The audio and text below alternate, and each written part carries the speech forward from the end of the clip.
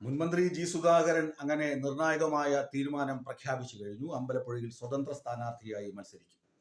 അമ്പലപ്പുഴയിൽ G Sudhakaran സ്വതന്ത്ര സ്ഥാനാർത്ഥിയായി മത്സരിക്കുക എന്ന് പറയുമ്പോൾ അത് CPM-നേറ്റ കടുത്ത തിരിച്ചടിയാണ്, ഇടതുമുന്നണിക്കേറ്റ തിരിച്ചടിയാണ്. പ്രത്യേകിച്ച് തുടർഭരണം ഉറപ്പായിരിക്കുന്ന അല്ലെങ്കിൽ 90% ഉറപ്പായിരിക്കുന്ന ഒരു സാഹചര്യത്തിൽ CPM-ൽ 6 പതിറ്റാണ്ടോളം പ്രവർത്തിക്കുകയും 36 വർഷം പാർട്ടി ക്ലാസുകൾ കൈകാര്യം ചെയ്യുകയും സംസ്ഥാന കമ്മിറ്റി അംഗവും അങ്ങനെയൊക്കെ ആയിരുന്ന ജി സുധാകരൻ ആലപ്പുഴയുടെ ഒരു ശബ്ദമായിരുന്നു CPM-ന്. അദ്ദേഹത്തെ കഴിഞ്ഞ 5 വർഷക്കാലം CPM-ന്റെ ആലപ്പുഴ നേതൃത്വമാണ് നിശബ്ദനാക്കി ഇട്ടിരുന്നത്.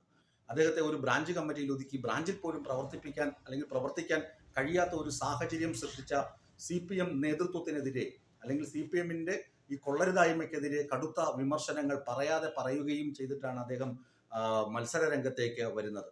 അദ്ദേഹം പറയുന്നു, പാർട്ടി അംഗമല്ല ഞാൻ. പാർട്ടി അംഗമായിരിക്കുന്ന ആളുകൾ എന്തെങ്കിലും തറതല കാണിക്കുമ്പോഴാണ് പാർട്ടിക്ക് ദ്രോഹം അല്ലെങ്കിൽ വർഗവഞ്ചകനൊക്കെ ആയിത്തീരുന്നത്. താൻ വർഗവഞ്ചകനോ അങ്ങനെയൊന്നുമല്ല. താൻ പാർട്ടി മെമ്പർഷിപ്പ് പുതുക്കിയില്ല, പാർട്ടി അംഗത്വത്തിലില്ല, പാർട്ടിക്ക് പുറത്തായ താൻ ഇപ്പോൾ ഒരു പാർട്ടിയിലുമില്ല എന്ന് പറഞ്ഞിട്ടാണ് സുധാകരൻ മത്സരിക്കുന്നത്. സുധാകരനെ മത്സര രംഗത്തേക്ക് തള്ളിവിട്ടത് ഈ ചില ആളുകളാണ്. അദ്ദേഹം വളർത്തിക്കൊണ്ടുവന്ന ആളുകൾ തന്നെയാണ്, അല്ലെങ്കിൽ പൊളിറ്റിക്കൽ ക്രിമിനലുകളായ ആളുകളാണ്.